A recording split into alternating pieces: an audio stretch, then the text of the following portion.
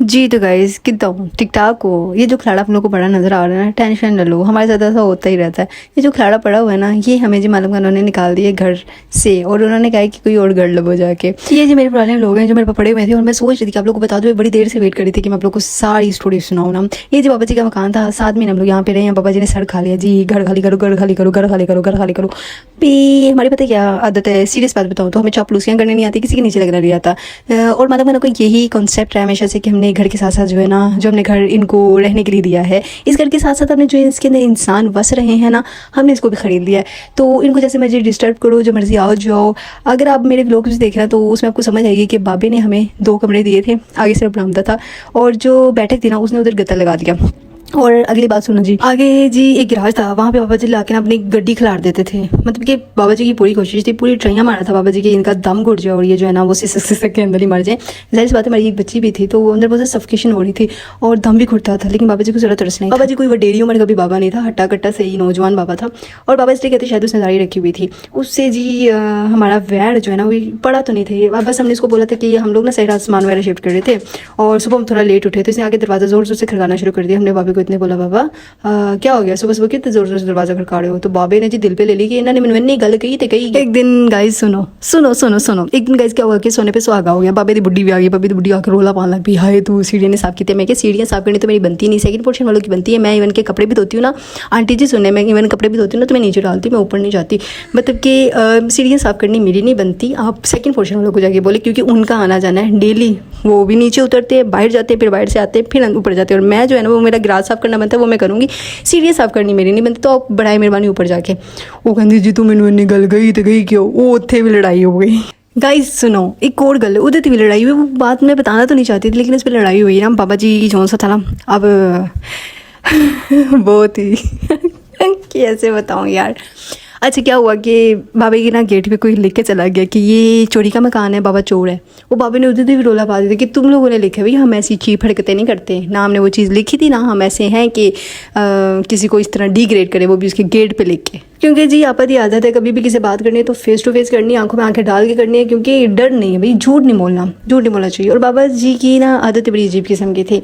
मतलब कि रोज़ आना, रोज़ तंग करना। यार मालिक मकानों का क्या हक बनता है यार, डेली किराएदारों के घर जाना, उनको जाके डिस्टर्ब करना। यार मुझे नहीं लगता कि ऐसे मालिक मकानों को करना चाहिए। आपका क्या ख्याल है, आप लोग भी मुझे कमेंट्स में ज़रूर बताइएगा। गाइस जाती जो है ना, एज अ मैं भी बताऊँ, हम लोग रेंट पे रहते हैं और अभी तक भी रेंट पे रहते हैं और हम लोग जाती वगैरह बर्दाश्त नहीं करते हैं। जितना हिस्सा मालिक मकान का बनेगा ना उसको देना पड़ेगा। इस ऐसे कि देखो बैठक उसने हमें नहीं दी थी, गिराज हमें नहीं दी थी, लेकिन वो उनकी वाइफ आती थी, वो पानी यूज़ करती थी, बैठक वगैरह साफ़ करवाती थी अपनी, ठीक है, जो कि हमारे पास नहीं थी। तो हमने उनको बोला था 5 मरले का घर है, 4 मरला आपने हमें दिया, पानी का जो बिल आएगा उसमें से आधा हिस्सा आप लोग को पे करना होगा, क्योंकि आप भी पानी इस्तेमाल करते हैं। ये चीज़ें शायद उनको हमारी बुरी लगती थी। किसी किराएदार ने कभी ऐसे किया नहीं ना होगा, बेचारा सारा बिल भरता होगा, कभी बोला नहीं होगा ना, तो उसको पहली दफ़ा हमारे जैसे किराएदार टकरे होंगे जो बात बात पे उसको उसका हक याद दिलाते और अपना हक भी हम लोग याद दिलाते कि हमारा इतना हक बनता है, आपका इतना हक बनता है, ठीक है ना। तो जी बस यही वजह थी कुछ जो घर हमें खाली करना पड़ा। अभी भी मुझे तो नहीं पता इतना, लेकिन मुझे लगता है कहीं ना कहीं बहुत से किराएदार हैं जिनके साथ जुल्म और ज़्यादती ये मालिक मकान करते हैं। क्योंकि देखें हमारा जो ये पाकिस्तान है, इसमें ऐसा किराएदारों के सिलसिले में कोई भी ऐसा रूल नहीं है। अगर रूल है तो मुझे बताएं कमेंट में, क्योंकि मालिक मकान की कोई ज़ाती दुश्मनी है, ज़ाती रंजिश की बिना पे उसको कोई बात बुरी लग जाए ना तो वो आपसे बस घर खाली करवाने की करता है। जो उनके साथ हमारा कॉन्ट्रैक्ट होता है ना मालिक मकानों के साथ, वो होता है जी 1 साल का, लेकिन उनकी मर्ज़ी है भाई, वो 2 महीने बाद खाली करवा ले, 3 महीने बाद खाली। ये चीज़ नहीं होनी चाहिए। साल का कॉन्ट्रैक्ट है तो साल तक जो है ना वो मालिक मकान को किराएदार को छेड़ना नहीं चाहिए। अगर कोई मालिक मकान में मेरी वीडियो देख रहा है ना तो जुल्म ज़्यादती ना किया करो, किराएदार भी इंसान होते हैं, ठीक है। कि एक जगह से सामान उठाना फिर दूसरी जगह रखना खाला जी का वाड़ा नहीं, बड़ा ही मुश्किल काम है, ठीक है। अगर आपको उनकी कोई किराएदारों की बात बुरी लग जाती है तो हज़म कर लिया करो, बर्दाश्त कर लिया करो। कोई बात बुरी लगी जाती है, अब देखो ना किराएदारों को भी तो आपकी कई बातें बुरी लगती हैं, लेकिन वो फिर भी आपके घर में रहते हैं ना। गाइस जाना किधर नहीं है, मतलब कि कहीं नहीं जाना, इधर ही रुको, ठीक है। अभी आगे बहुत सी बातें मैंने आप लोगों के साथ करनी है। फिर क्या हुआ जी, जो बाबा था ना वो हमारे प्रॉपर्टी डीलर के पास पहुंच गया। प्रॉपर्टी डीलर को जाके बोलता है जी इनसे घर खाली करवाओ।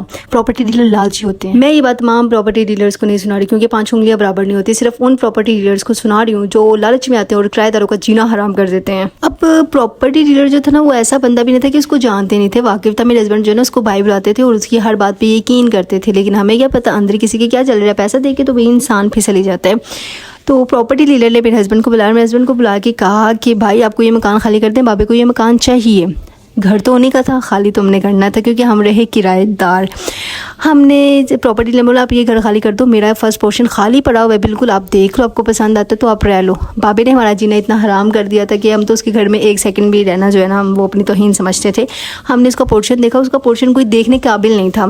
बस दीवारों वगैरह पे सारा उसने ऊपर से काम करवाया था, नीचे इतनी इतनी मट्टी रेत थी और सारा कबाड़ खाना जो है ना उन्होंने उधर ही रखा हुआ था। लेकिन हमने कहा चलो खैर है, हम उठा लेंगे, सफाई वगैरह कर लेंगे, गुजारा ही करना है ना, कौन सा हमारा अपना घर। अल्लाह ताला दुआ है अल्लाह ताला से कि अल्लाह हमें भी अपना घर दे। तो गाइस हम लोग खुशी खुशी आए हैं घर, चलो एक और रहने की जगह मिल गई है। हमने सामान वगैरह बांधना शुरू किया। मेरे हस्बैंड अकेले इंसान थे, वो उन दिनों जॉब पे भी नहीं जा सके ना, उन्होंने डायरेक्ट 15 दिन जो है ना वो ऑफिस नहीं गए क्योंकि इतनी ज़्यादा वो टेंशन उनके सर पे थी कि अभी अभी हम लोगों ने ये इधर आए हैं और फिर से सामान बांधेंगे, फिर दूसरी जगह पर रखेंगे। और ना उनकी सीढ़ियाँ भी इतनी काफ़ी ऊपर सीढ़ियाँ थी ना, यकीन करें कि हम यही सोच रहे थे कि हम सामान कैसे दूसरे पोर्शन में सामान चढ़ाएंगे।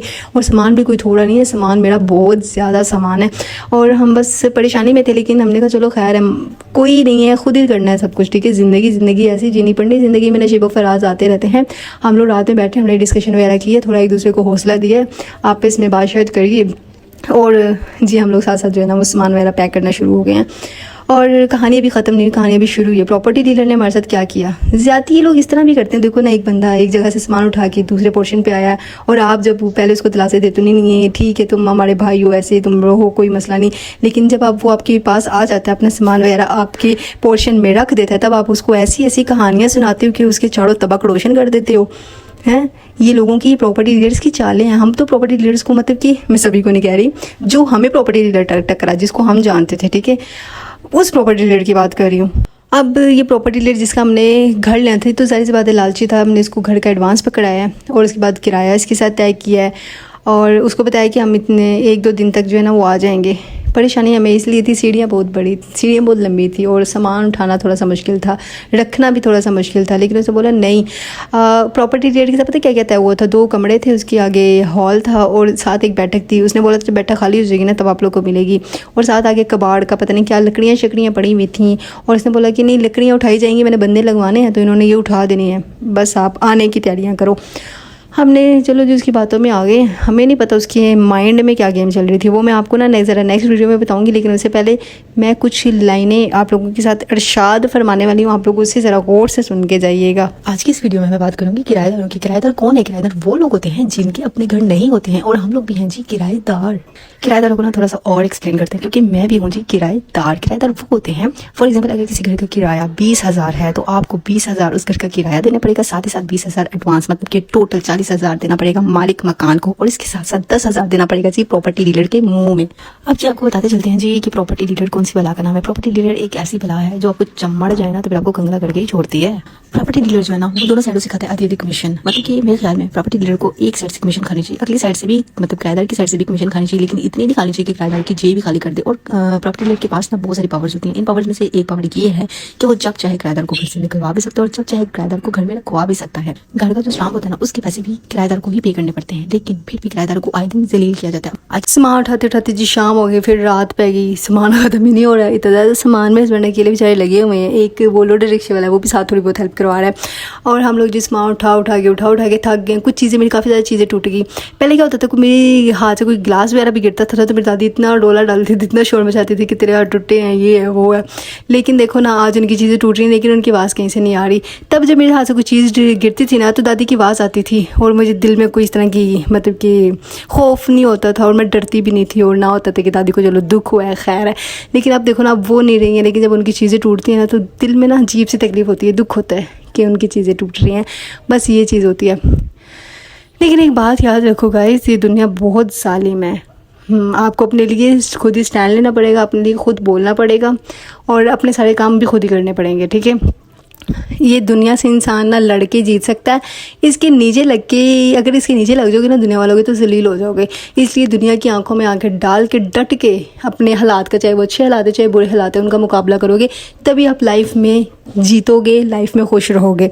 अदरवाइज ये तुसी ते गए फिर। अच्छा गाइस, इजाज़त दो जी, जा रहे हैं हम, बाय बाय। देखो हमारी मंजिल कहाँ पे है।